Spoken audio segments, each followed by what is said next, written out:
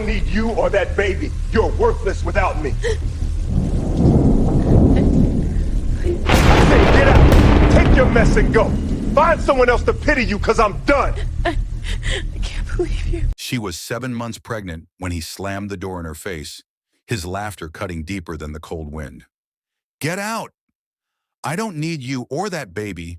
You're worthless without me, he spat, tossing her few belongings into the muddy yard.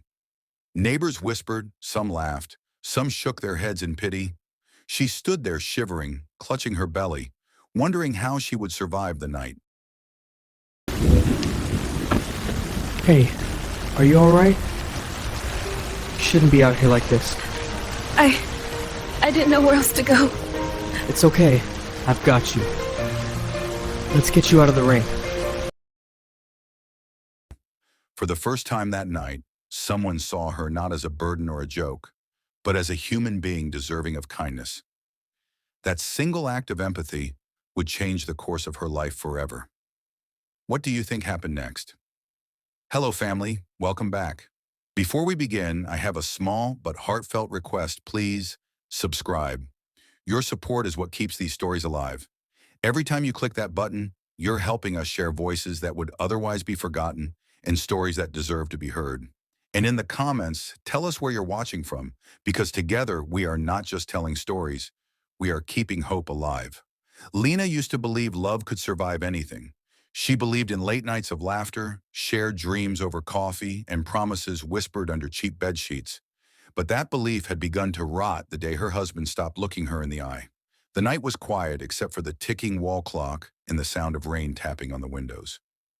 Lena sat on the couch, both hands on her swollen belly, waiting. Ethan was late again. His phone had been going straight to voicemail for hours. She'd already reheated dinner twice. The rice had gone cold, the chicken dry. She tried to tell herself maybe traffic was bad or he had a late meeting, but the perfume she smelled on his shirts each night didn't come from any boardroom. She knew it wasn't her imagination. It was too sweet, too heavy, the kind that lingered in the air long after he'd walked out of the room. When she finally heard the engine pull up outside, her heart leaped, then sank. He didn't even close the car door gently anymore. He slammed it, stomped into the house, and tossed his jacket onto the floor. "You're home late again," she said softly, trying not to sound afraid. "Yeah, and?" He didn't even look at her. "Why are you sitting there staring at me like that?" "I made dinner," she said. "It's cold now, but I can warm it." "I already ate," he interrupted, waving a dismissive hand. Her heart dropped. "You already ate?" "Yeah.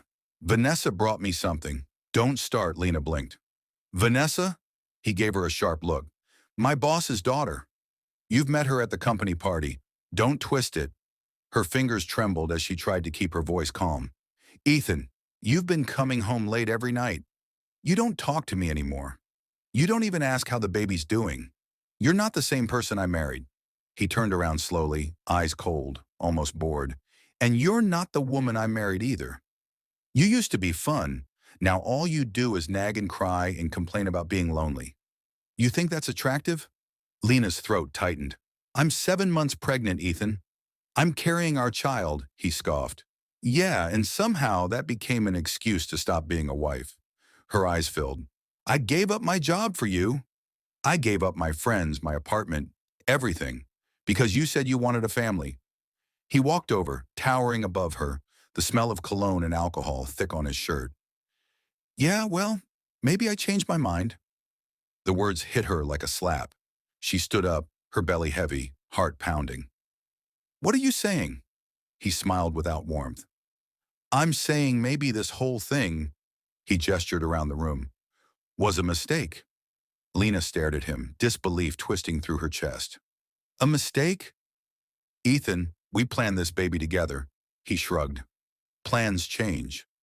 Something inside her cracked then. She could handle the distance, the lies, even the late nights. But the casual cruelty broke her. "There's someone else, isn't there?" she whispered. He didn't answer.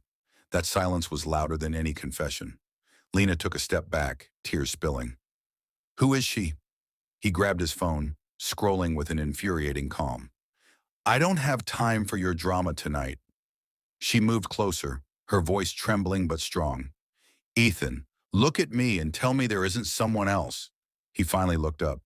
You really want to know? Her breath caught. Fine, he said coldly. There is, and she's everything you're not. The words tore through her chest. She covered her mouth trying to breathe, but her lungs refused. Ethan sighed as if her heartbreak was an inconvenience. Stop crying. You wanted honesty. Lena shook her head, trembling. After everything I've done for you, after all the nights I prayed for you when you were broke and sick. Yeah, I know, he said, rolling his eyes. You love to remind me how much you sacrificed. You think that gives you the right to chain me to your misery? Her voice cracked. I'm your wife. He laughed, cruel and low. You're my mistake. A loud knock interrupted them. Ethan frowned, then smirked. Oh, perfect timing. He walked to the door and opened it. Lena's heart froze when she saw her. Vanessa stood there, tall, confident, and smiling like she owned the place. She was wearing a red dress that looked too expensive for this small living room, her blonde hair styled to perfection. Hi, babe, she said sweetly, brushing past Lena as if she were invisible. She kissed Ethan lightly on the lips and turned to look around the house. So this is where you used to live? Cute. A little small, though. Lena's stomach twisted. What is she doing here? Ethan smiled faintly. Vanessa's moving in. Lena thought she misheard. What? Vanessa placed her handbag on the table. You heard him. I'm tired of sneaking around. Ethan said he's done pretending. Pretending? Lena's voice cracked. I'm his wife. Vanessa chuckled softly. Oh, honey. You were Lena's body shook from rage and humiliation. Ethan, tell her to leave. Tell her this is my home. Ethan turned to her, face hardening. No, you leave. Her knees weakened. Ethan, please, don't do this. I have nowhere to go. I'm carrying your child. He crossed his arms. Not my problem. You'll figure something out. You always do. Lena stared at him in disbelief. You're throwing me out? At night? In the rain? Better than letting you embarrass me in front of my new woman? Vanessa smirked and leaned against the doorframe. You really should go before this gets ugly. Tears streamed down Lena's face as she looked at the man she thought she knew. I loved you, Ethan. He shrugged. That's your problem, not mine. She turned toward the couch, grabbing the small bag she had packed for the hospital weeks ago, her hands trembling so hard she could barely zip it. If I walk out that door, Ethan, there's no coming back. He grinned. That's the idea. Something inside her broke completely. She looked at Vanessa, then at Ethan, her heart turning cold. You'll regret this one day. Ethan laughed, a hollow sound that filled the small room. Doubt it. She took a deep breath and opened the door. The cold air slapped her face, mixing with the tears on her cheeks. Rain was pouring down, soaking her thin sweater instantly. Behind her, she heard Vanessa's voice again, playful and cruel. Don't forget your leftovers, sweetheart, Vanessa said, tossing a plastic container onto the porch. It landed near Lena's feet, spilling rice into the mud. Ethan's laughter joined hers. You should be grateful we didn't call the cops for trespassing. Lena froze in the doorway, shivering. You're a monster, she whispered. Call me whatever you want, Ethan said, stepping back inside. Just make sure you're gone by the time I finish this drink. He slammed the door, the sound echoing like a gunshot. Lena stood motionless in the rain, her hands pressed to her belly. Thunder rolled in the distance and lightning flashed across the sky. Her mind spun. How had everything collapsed so fast? Neighbors began peeking through their windows. A few whispered behind curtains. One old woman across the street shook her head and muttered something, but no one came outside. Nobody wanted to get involved. Lena started walking, her shoes sinking into the mud. Every step hurt. The rain soaked her hair, her clothes, everything she owned. Her stomach cramped, a dull ache that made her stop every few feet. She whispered to her unborn baby, voice trembling. It's okay, sweetheart. Mommy's here. We'll be okay. But she didn't believe it. She didn't even know where she was going. Behind her, she thought she heard laughter again. She turned, half expecting Ethan to call her back, to realize what he'd done. But the house lights dimmed and the curtains closed. He was gone from her life, just like that. Lena kept walking until the streetlights blurred through her tears. Somewhere between heartbreak and exhaustion, she realized the only person she could turn to was her mother. But even that thought brought dread. Her mother had warned her years ago not to marry Ethan. "That boy's got ambition, but no soul," she had said. "He'll use you and throw you away." And now he had. Lena stopped under a street lamp, the wind cutting through her wet clothes. She pulled her coat tighter around her belly and whispered, "I'm sorry, Mom." "You were right," lightning cracked again, followed by a roar of thunder. She started walking faster, shivering, trying to ignore the dizziness creeping in. Then her phone buzzed. She pulled it out with numb fingers, hoping maybe it was her mother or a friend. But the message on the screen made her heart stop. It was from Ethan. "Don't bother going to your mom's. I told her you ran away with another man." Her hand shook so violently the phone almost slipped. She stared at the words until they blurred through her tears. "No," she whispered. "No, he wouldn't." But he would. The man she loved had not only thrown her out, he had destroyed her name. Her vision blurred again, and the ache in her stomach sharpened. She pressed a hand there, trying to breathe. "Please, not now," she whispered to the baby. "Please, stay with me." The rain poured harder. Her strength was slipping. She stumbled to the edge of the road, leaning against a lamppost. Her body shook from cold and heartbreak. Then through the blur of rain and headlights, she heard the sound of a car slowing down beside her. That's where part 2 will pick up. The moment Alexander's car stops and her life begins to change. The rain fell harder, soaking through her clothes until she could barely feel her skin. Lena leaned against the lamppost, clutching her belly, her breath coming in ragged gasps. Her phone slipped from her trembling hand and fell into a puddle, its screen flickering out. She didn't even bend to pick it up. The headlights from the car stopped a few feet away, slicing through the downpour. The engine hummed quietly. For a second, she thought it was Ethan coming back, maybe out of guilt. But the car was sleek and black, too expensive for him. The door opened slowly, and a man stepped out, holding an umbrella. He walked toward her with calm, steady steps, his shoes splashing softly in the water. His voice was deep but gentle. "Hey, are you all right?" Lena blinked up at him through the rain. His face was shadowed by the umbrella, but she could see kind eyes studying her with concern. I'm fine," she whispered, even though her voice shook. "You don't look fine," he said quietly. "You're freezing. You shouldn't be out here like this." She hugged her belly, trying to keep her balance. I need to get somewhere." He tilted his head, studying her for a moment. "You're pregnant. You need to get out of the rain. Come on, let me drive you somewhere safe." She shook her head. "No, thank you. I don't even know you." "That's fair," he said softly, his tone steady, patient. "My name's Alexander.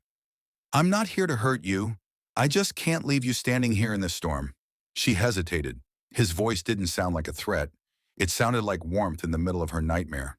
The cold wind bit through her soaked clothes again, and she finally nodded weakly. "Okay," she whispered. He stepped closer and held the umbrella over her. "Easy now. Watch your step." When he guided her toward the car, she could smell the faint scent of cedar and rain on him. It was strange. She hadn't felt safe near a man in months, but something about him calmed her, even through her shivering. He opened the car door, and she slid into the passenger seat.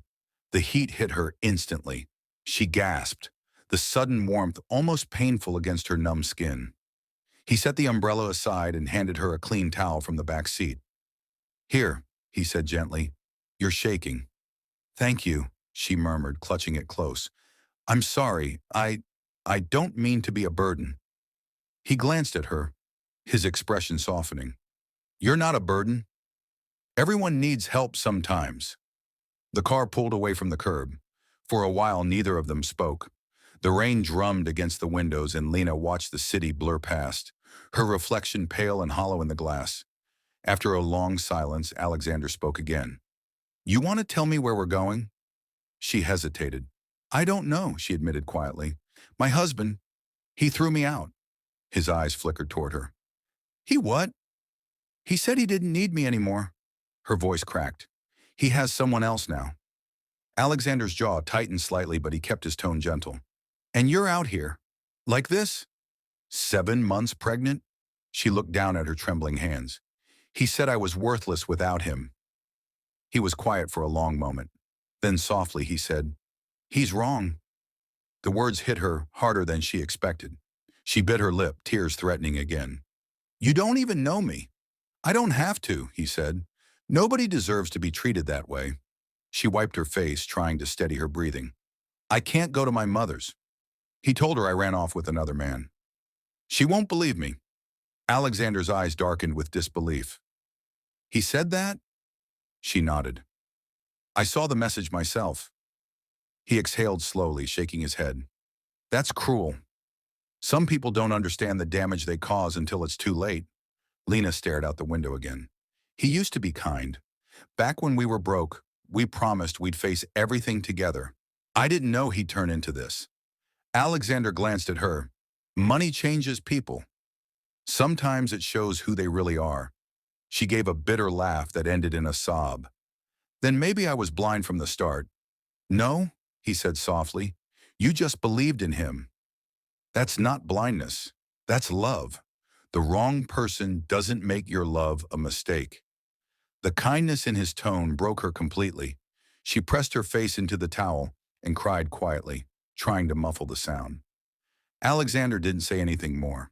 He just reached into the back seat, took out a blanket, and draped it gently over her shoulders without a word. When the sobs faded, she whispered, Thank you. I don't even know where you're taking me.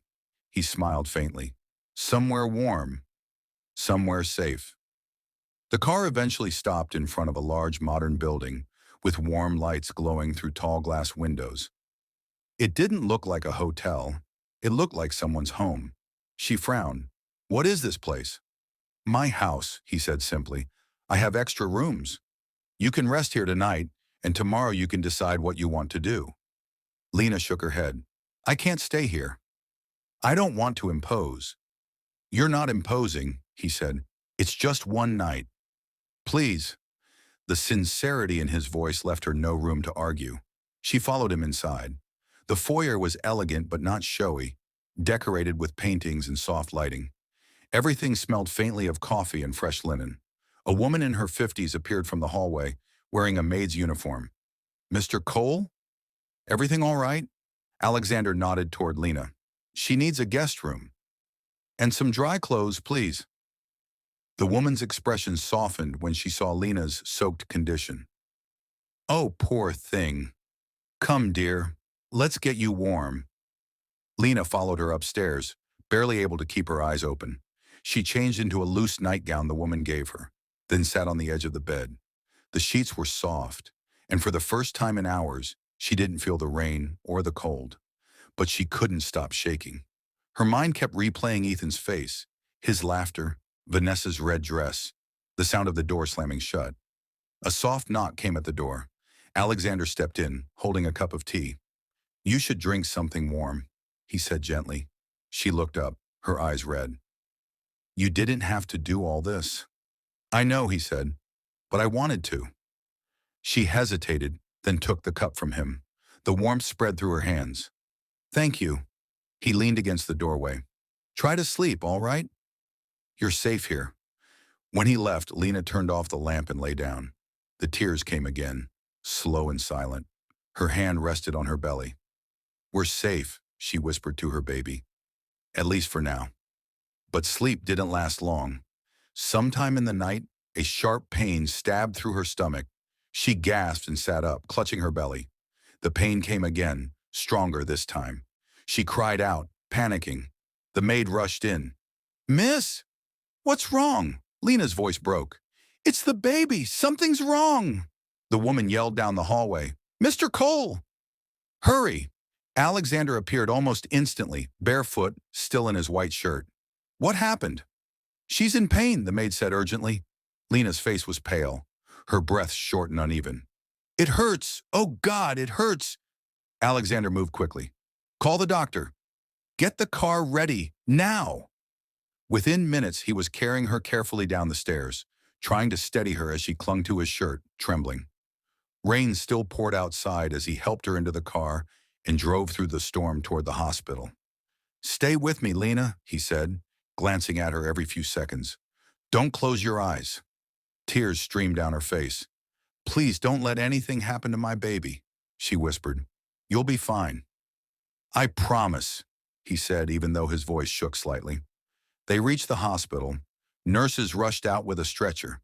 Alexander followed as they wheeled her in, his heart pounding. She kept calling for him as they pushed her through the double doors. He tried to go in, but a nurse stopped him. "Please wait here, sir." Minutes felt like hours. The hallway smelled of antiseptic and rain. Alexander paced the floor, hands clenched, listening to the muffled voices behind the door. Finally, a doctor came out, removing his gloves. His expression was serious. Alexander stepped forward. "How is she?" The doctor hesitated, then said quietly, "She lost a lot of blood. The baby's in distress. We might lose them both." Alexander froze, the words echoing in his head as thunder rolled outside once more. If you haven't subscribed yet, we'd love for you to join our community by hitting the subscribe button. Through our stories, we build hope and give a future to children and women who have been abused all over the world. Motivate us by subscribing and turning on your notification bell so you never miss a story that matters. Also, let us know in the comments. Where are you watching from, and how did this story speak to you? The world came back to her in pieces, like light flickering through a fog. First the beeping, then the cold air, then the ache that stretched across her body like she'd been split in two. Lena opened her eyes to the harsh white glow of a hospital room. For a moment, she didn't remember where she was. Then the memories came back in waves, the rain, the car, the pain, Alexander's voice shouting her name. Her lips were dry when she tried to speak. "The baby?" A nurse appeared beside her, smiling softly. "Shh. You're both okay. You scared us for a while, sweetheart, but you're safe now." Lena's eyes filled. "The baby's alive?" "Yes," the nurse said. "A little early, but strong. He's in the neonatal unit right now. You'll see him soon." Tears rolled down Lena's cheeks, warm and unstoppable. She whispered a thank you she could barely finish. When the nurse left, the door opened again. Alexander stepped in quietly, still wearing the same shirt from the night before, sleeves rolled to his elbows, eyes heavy with exhaustion. For a moment, Lena thought she was dreaming. He looked out of place in the sterile room, too calm, too controlled. "You're awake," he said softly. She nodded, her voice faint. "You stayed?" He gave a tired smile. "You think I'd just leave you here?" Her throat tightened. "You didn't have to." "I wanted to," he said simply. He sat in the chair beside her bed. For a moment, neither of them spoke. The quiet hum of machines filled the space between them. Finally, she said, "You saved my life." Alexander shook his head. "You did the hard part." I just drove. Her lips curved into the faintest smile, but her eyes were full of questions she didn't have the courage to ask. Over the next few days, Lena recovered slowly. The hospital room became her small world, sterile but safe. Alexander came every morning, sometimes with breakfast, sometimes with flowers, always with the same quiet steadiness that made her uneasy. She didn't understand him. People didn't just help strangers anymore. Not like this. Not with this kind of devotion. One morning, as sunlight streamed through the window, she asked the question that had been burning in her mind. "Why are you doing this for me?" He looked up from his coffee. "Because someone should have." Lena frowned. "That's not an answer." He leaned back in the chair. "Maybe not. But it's the truth." There was a sadness in his tone she couldn't name, and for a moment she thought she saw something flicker behind his calm eyes. Guilt, maybe. Regret. When she was discharged, Alexander refused to let her go to a shelter. "You need rest. A quiet place. Somewhere clean and warm for you and the baby." "I can't repay you," she said, voice trembling. "I didn't ask for repayment," he replied. The mansion looked even more unreal in daylight. It wasn't flashy, it was elegant, with ivy climbing the stone walls and sunlight pouring through tall windows. The air smelled faintly of wood polish and roses. Inside, everything was spotless. There were maids, a gardener, even a driver.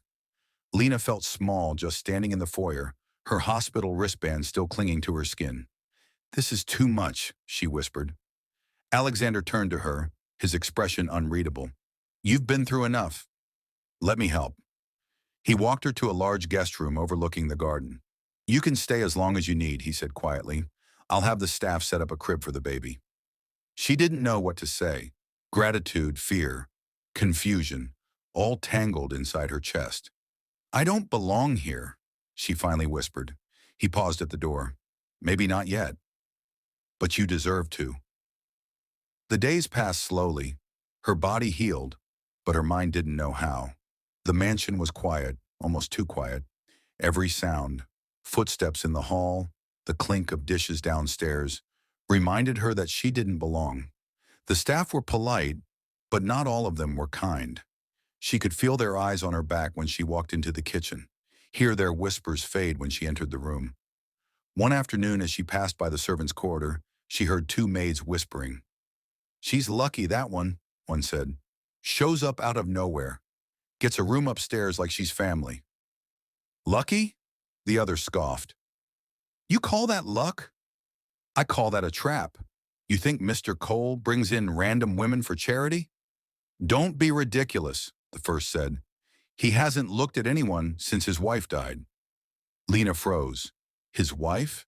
She stepped back quietly before they could see her and hurried down the hall, her heart pounding. So that was it. That was the sadness in his eyes. That night, as she fed her baby in the nursery, she caught herself wondering what kind of man Alexander Cole really was. A rescuer? Or someone trying to fill an old wound with a new face? He never made her feel uncomfortable, never crossed a line.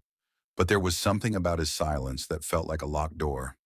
He'd saved her life, and yet he seemed to be hiding something of his own. When she saw him in the evenings, they talked like old friends who didn't know how to be close again. "How's the little one?" he asked one night as he poured himself a drink in the library.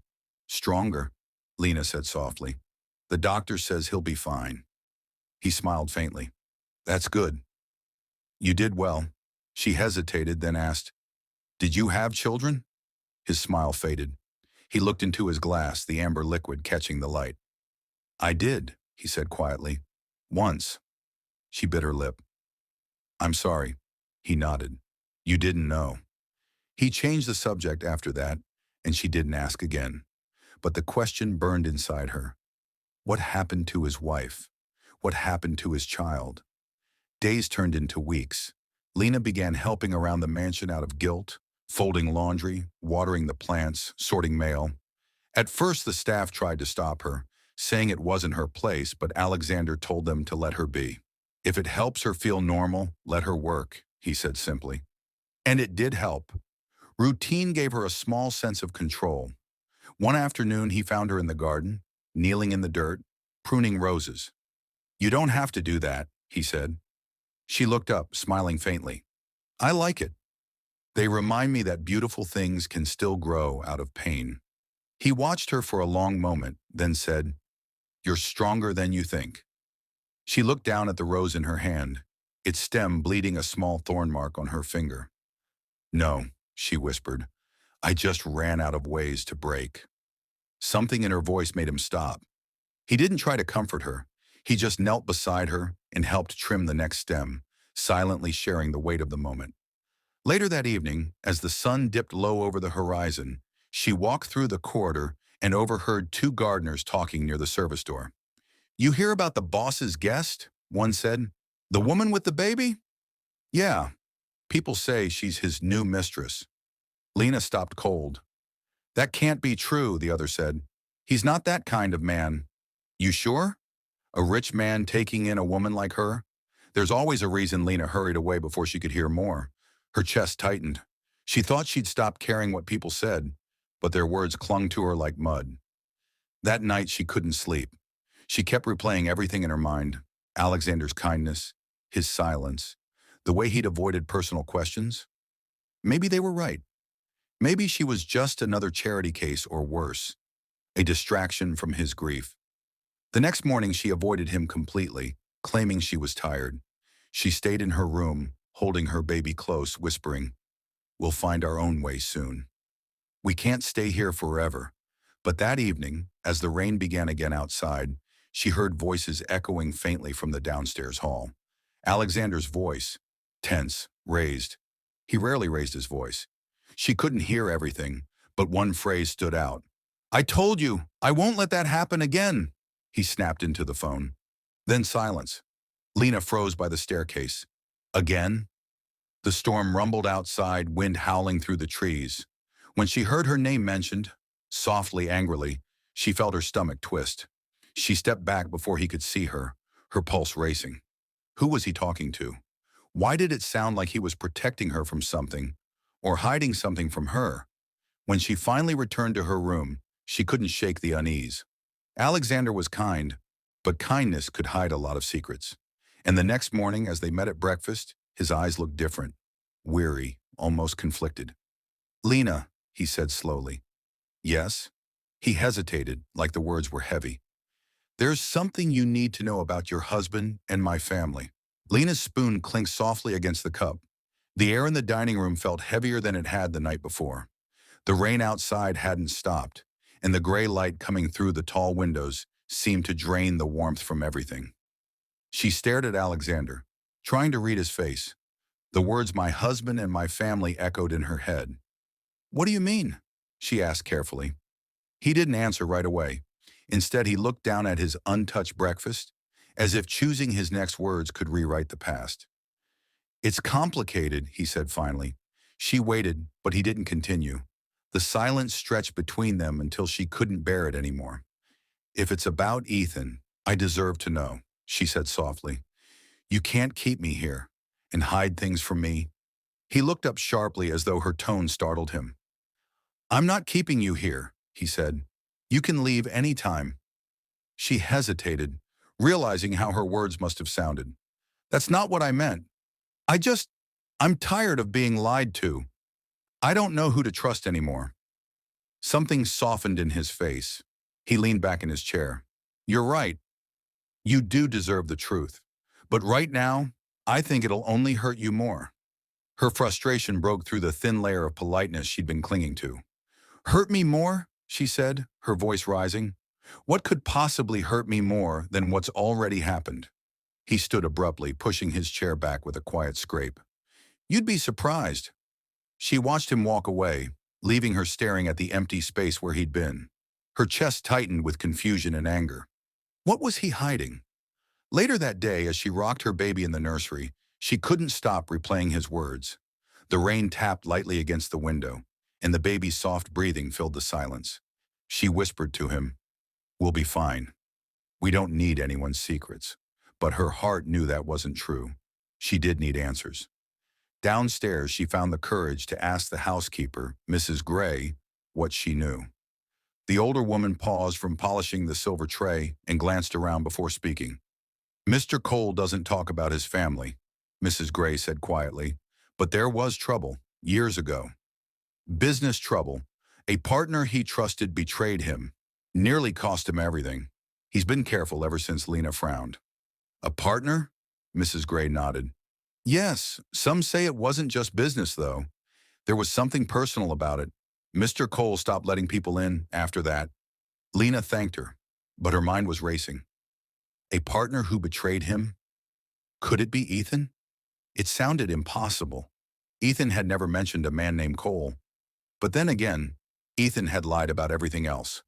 That night she went downstairs for some water and saw Alexander in his study, talking on the phone. The door was slightly open. His back was turned, but his voice carried clearly through the quiet house. "I told you I'd take care of her," he said, his tone clipped. "But you don't get to decide how or when." "I owe you nothing." Lena froze. He sounded angry, controlled, but furious in a way she hadn't heard before. "I said no," he snapped. "She's been through enough. I'm not dragging her into that mess." Her pulse quickened. Who was he talking to? He went silent for a moment, listening, then said coldly, "If you contact me again, I'll end it permanently. Do you understand?" The call ended. He stood there for a long moment, breathing slowly, one hand gripping the edge of the desk. Lena backed away quietly, heart pounding. Every instinct screamed at her to ask what that was about. but something told her he wouldn't give her an answer. The next morning, he acted as if nothing had happened. He greeted her with his usual calm tone, complimented the baby's smile, even offered to drive her to the hospital for a checkup. She wanted to believe the warmth in his voice was real, but the image of him in the study wouldn't leave her mind. During the drive, she watched the rain streak down the window. "You're hiding something," she said softly. He glanced at her. "You shouldn't accuse people without proof." "You're right," she said, "but I'm not blind." "I heard you last night." He sighed, his grip tightening on the steering wheel. "Lena, who were you talking to?" she pressed. "Was it about me? About Ethan?" He didn't answer. His jaw tightened and his eyes stayed on the road. "Please," she whispered. "I've already lived through enough lies. Don't make me doubt you too." They stopped at a red light. The rain hammered harder on the windshield. He turned toward her then, his face unreadable, but his voice low and raw. "You think I'm helping you out of pity," he said. "You think I'm hiding something because I don't trust you. But the truth is, I'm hiding it because I do care. And because I don't want to see that look in your eyes again. The one you had when I found you that night." Lena's throat tightened. "Then tell me what it is." He looked away again, the light turning green. "Not yet." When they reached the hospital, she tried to focus on her appointment, but her thoughts kept circling back to his words. Not yet, not yet. How much more was there she didn't know? That evening, she sat on the balcony while the baby slept, staring at the city lights below. For the first time since meeting Alexander, she felt afraid of him, not physically, but of the part of him she couldn't reach. He came out quietly, standing beside her. For a while, they said nothing. The wind carried the faint scent of rain and flowers. "Do you regret helping me?" she asked softly.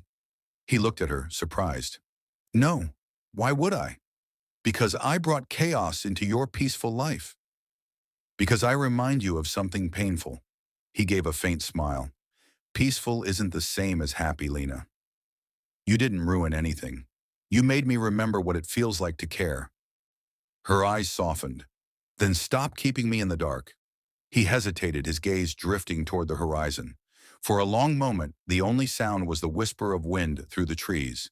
Then with a quiet exhale, he said, "There's something you need to know about your husband and my family." The words hung in the air like thunder before a storm, and Lena felt the world tilt again. Everything safe suddenly uncertain, everything gentle now shadowed by a truth waiting to be revealed. The city had begun to feel less like a stranger and more like a distant memory. Weeks had passed since Lena nearly lost her life and her baby, and though her body had healed, her heart still walked with a limp. Each morning she woke to the sound of birds outside her window and the quiet hum of the mansion. And for the first time in months, she didn't wake to shouting, to fear, or to the sound of her own sobs. There was peace here, but it was a peace that came with questions she didn't dare ask. She would sometimes watch Alexander from the balcony as he left for work. Always early, always dressed sharply, his expression calm and unreadable. He was a man who carried both grace and weight, the kind that came from living through too many storms and surviving them alone. He had insisted she stay on in his home, not as a guest, but as part of the foundation he ran. "You need something to occupy your mind," he'd said, "something that makes you remember who you are." The Cole Foundation helped struggling women rebuild their lives, women who had faced abuse, poverty, and abandonment. The first time Lena stepped into the office, she felt her chest tighten. So many faces there mirrored the pain she once carried. She learned to manage records, take calls, comfort new arrivals. She wasn't just surviving now. She was part of something that helped others do the same. Every evening when she returned home, Alexander would ask how her day went. He never pried too deeply, but he always listened. When she laughed, his eyes softened, as though he'd forgotten how that sound felt until she reminded him. But there were moments, small, fleeting ones, when something in his gaze changed. When he looked at her, not as a guest or an employee, but as someone he'd known long before that night in the rain. She would catch him watching her with quiet familiarity, like he recognized pieces of her she didn't know she'd lost. One evening after a long day at the foundation, Lena joined him in the garden. The sun was setting, painting gold across the glass windows.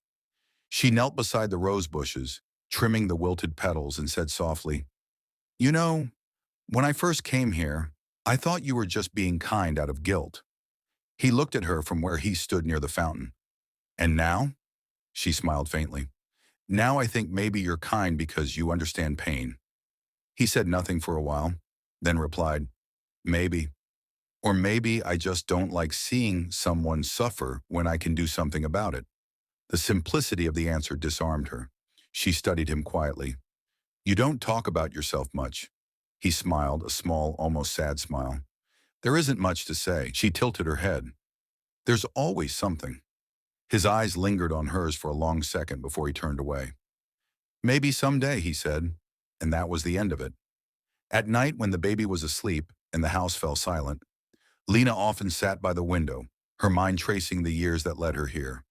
Sometimes she could still hear Ethan's voice, the shouting, the insults, the sound of the door slamming.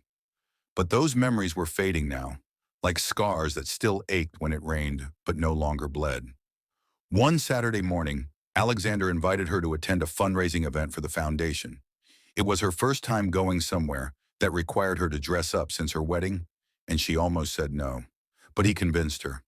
"It's time people saw your strength," he said. "You represent everything the foundation stands for." The event was held in a hotel ballroom, filled with polished floors and crystal lights. Lena wore a soft blue dress that Mrs. Gray had helped her choose. For the first time in a long time, she looked in the mirror and didn't see a victim. She saw a woman who had survived. As Alexander introduced her to donors and partners, she noticed how everyone respected him.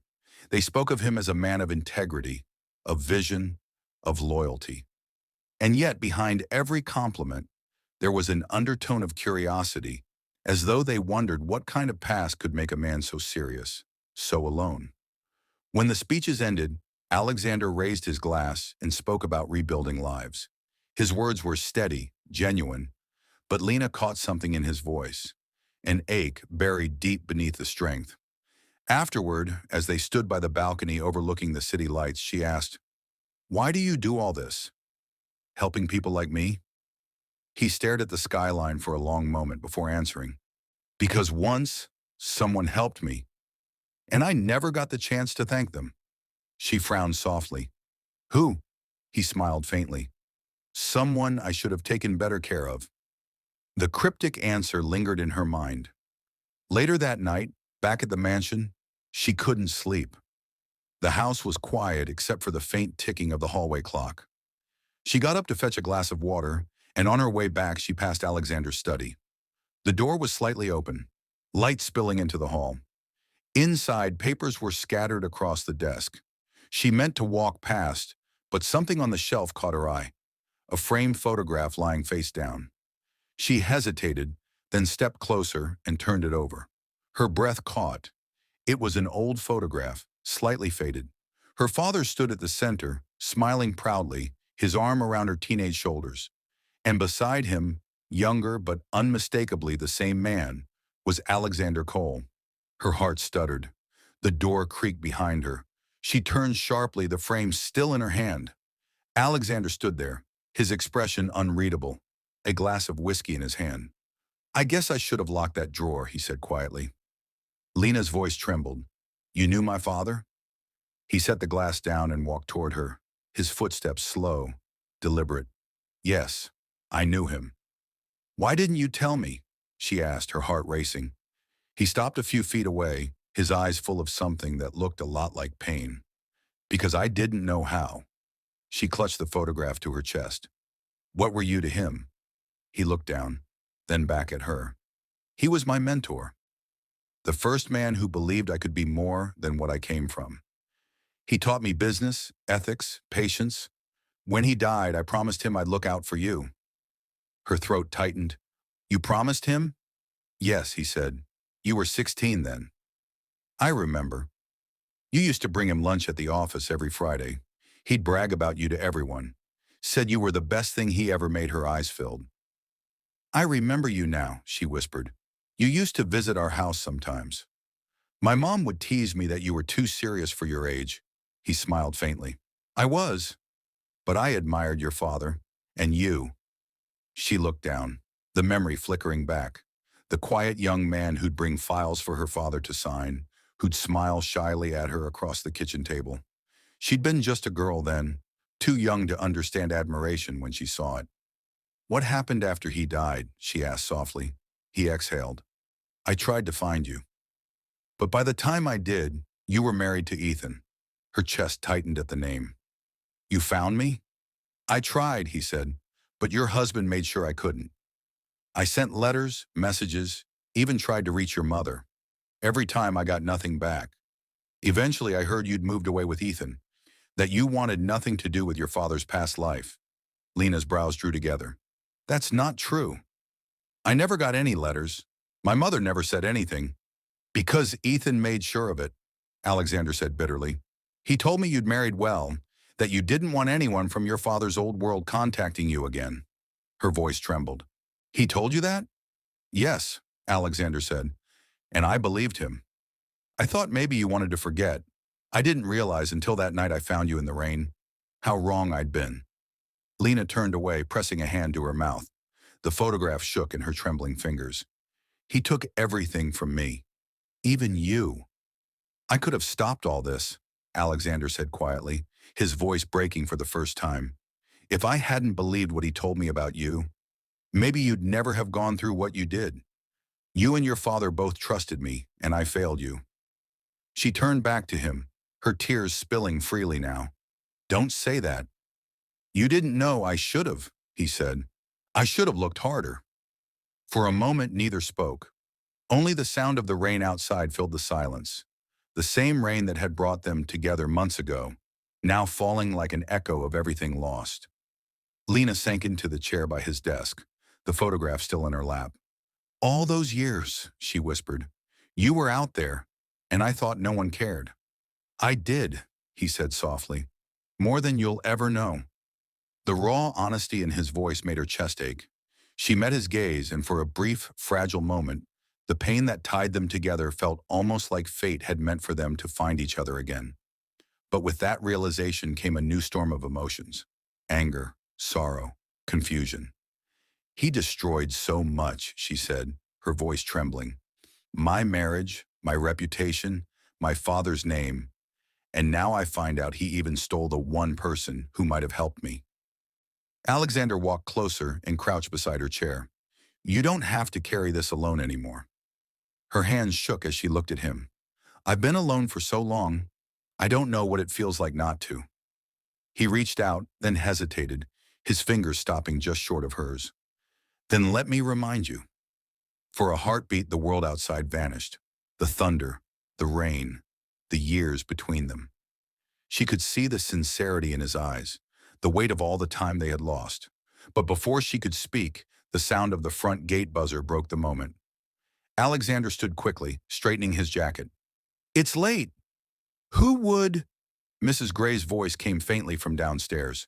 "Sir, someone's here asking for Miss Lena." Lena frowned, startled. "At this hour?" Alexander's expression darkened. "Stay here," he said, and headed downstairs. Lena stood anyway, following slowly behind him. The foyer lights were dim, the sound of rain louder now against the windows. When Alexander opened the door, her breath caught. Ethan stood there. He looked nothing like the man she remembered, his clothes soaked, his hair disheveled, eyes hollow with exhaustion. "Lena," he said, his voice hoarse, "I need to talk to you."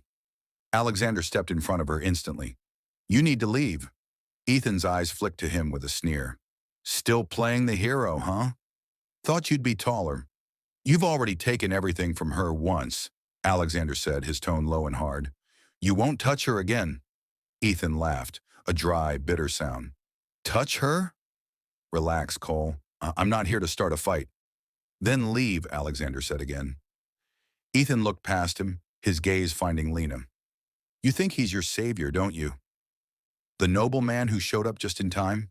He smiled, a cruel twist of his mouth. "Oh, Alex, you think you know her story? You don't even know the half of it."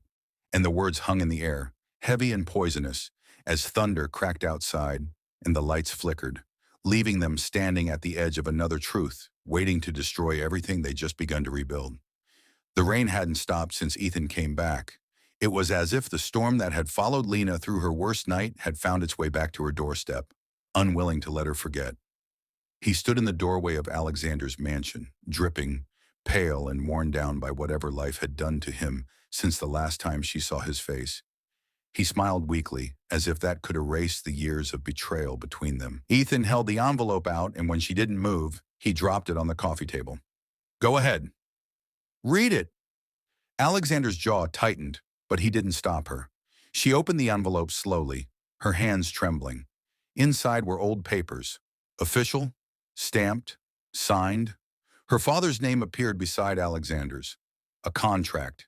She read the words, her vision blurring as they took shape. It was a deal between her father's construction company and Alexander's firm from years ago, long before she ever married Ethan. Ethan's voice filled the room again. That contract ruined him. Your father trusted Alexander, thought he was helping him stay afloat, but he wasn't. The deal crushed his company. He died broke and heartbroken. And this man, your savior, he's the reason why. Lena's heartbeat thundered in her ears. "That's not true," she whispered, looking up at Alexander. But his face, his silence, frightened her. "Alex," she asked quietly, "tell me it's not true." He took a step forward, his voice low. "That document isn't the full story?" Ethan laughed, shaking his head. "There's always an excuse, isn't there? You rich types, you know how to clean up after yourselves." Alexander's patience snapped. "You're lying, Ethan." "You've always lied," Ethan's smirk grew. "Maybe, but the proof's right there. And maybe she deserves to know the kind of man you really are." Lena clutched the papers against her chest, her breath shaking. The room blurred, her mind spinning. "I need to think," she murmured, stepping back. Alexander reached out. "Lena!" But she was already walking away, her tears burning hot as she fled up the stairs. That night, the mansion felt colder than ever. The sound of rain against the windows was relentless, like it was echoing the storm inside her. She sat on the edge of her bed, staring at the papers spread before her. Her father's signature, Alexander's company seal. The ink had faded, but the betrayal felt fresh. When she heard a soft knock on the door, she didn't answer. Alexander stepped in anyway, his expression tired but calm. "I didn't want you to find out like this," he said. She looked up at him, her eyes red. "Is it true? Did you ruin my father?" He took a slow breath. "No, but I didn't save him either." Her chest tightened. "What does that mean?" He sat across from her, his hands clasped. "Years ago, your father's company was struggling. Not because of me, but because the local council was corrupt. They cut his funding, withheld payments, and he was drowning in debt. He came to me for help. I agreed to back his company, to protect it from bankruptcy. But I wasn't the only one involved." He looked down, the shame evident in his posture. "Your father had a young employee he trusted completely.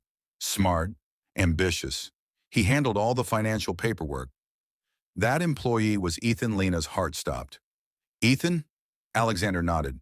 "Your father gave him full access to the company's accounts. I signed the contract expecting him to manage the funds honestly. But he forged additional documents, creating fake transfers.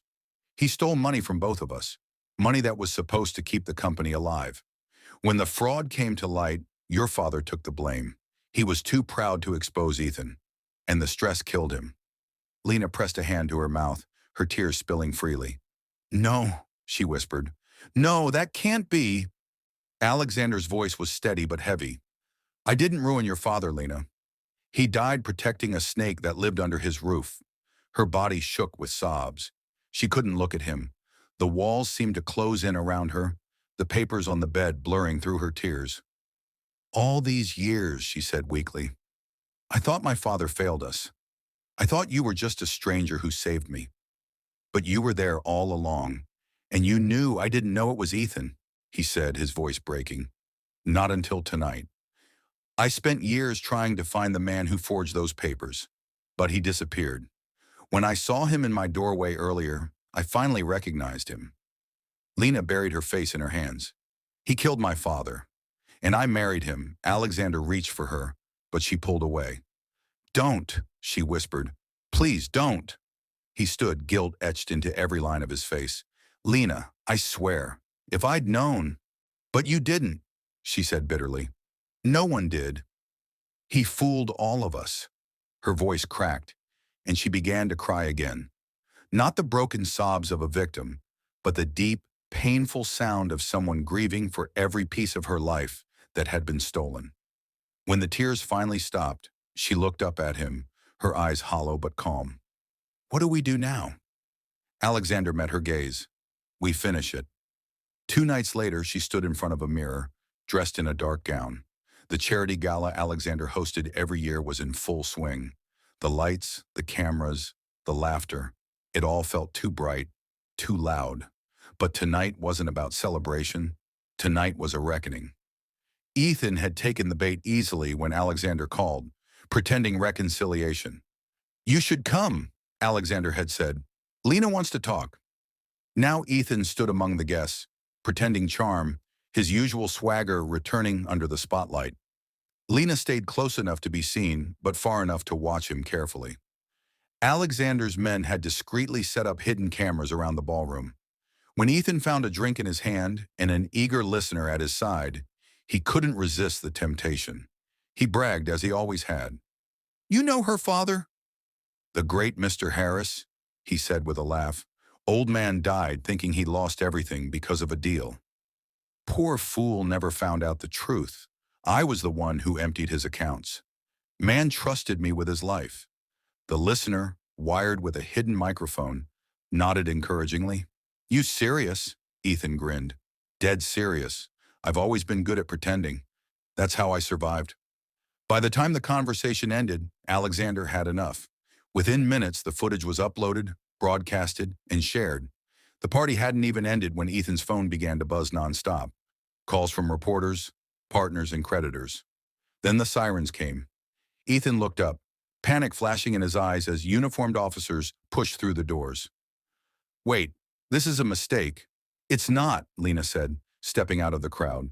Her voice was calm, her expression steady. You finally get to live with the truth you built for everyone else. As the officers cuffed him, he turned to her, his eyes desperate. Lena, please. She shook her head. You took everything that was good in me and turned it into pain. You killed my father. You tried to destroy my life. But you don't get to take my peace. He tried to speak again, but the words were drowned out by the noise of the flashing cameras. The police led him away as Alexander placed a steady hand on her shoulder. It's over, he said quietly. She exhaled shakily. No, it's beginning weeks later. The headlines had faded, but the freedom remained. Lena stood behind a podium at a women's empowerment conference, her baby in her arms. The hall was filled with faces, some smiling, some crying, all listening. Her voice was calm, strong. I was thrown out with nothing but pain and a heartbeat inside me. I thought I'd lost everything, but I found truth, dignity, and peace. Sometimes God doesn't punish you by taking things away. He saves you by removing what was destroying you. Applause filled the room.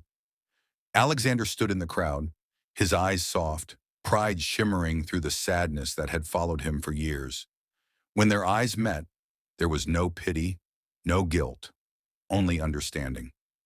Later that night, Lena sat in her room, her baby asleep beside her. The fire crackled quietly in the corner. A small envelope sat on the table. It had arrived from the prison that morning. She'd almost thrown it away unopened, but curiosity won. It was from Ethan. She read the words silently, her expression unreadable. You won, Alex. She never looked at me the way she looked at you, not even once. Lena sighed, folded the letter, and held it over the fire until it caught flame. She watched the paper curl and blacken, the ashes floating upward like ghosts set free. When Alexander entered the room, he saw her staring into the flames, calm and thoughtful. What was that? He asked gently. Nothing worth keeping, she said. He smiled faintly, walking over to where her baby slept. The little girl stirred softly, her small hand curling around Lena's finger. Alexander looked at her with quiet admiration. What will you tell her when she grows up? Lena's eyes glistened as she looked down at her child. That her father's sins made me strong, she whispered, but her mother's courage made her free. And with that, the fire flickered softly, casting a warm light over the room as the night finally, mercifully, grew still.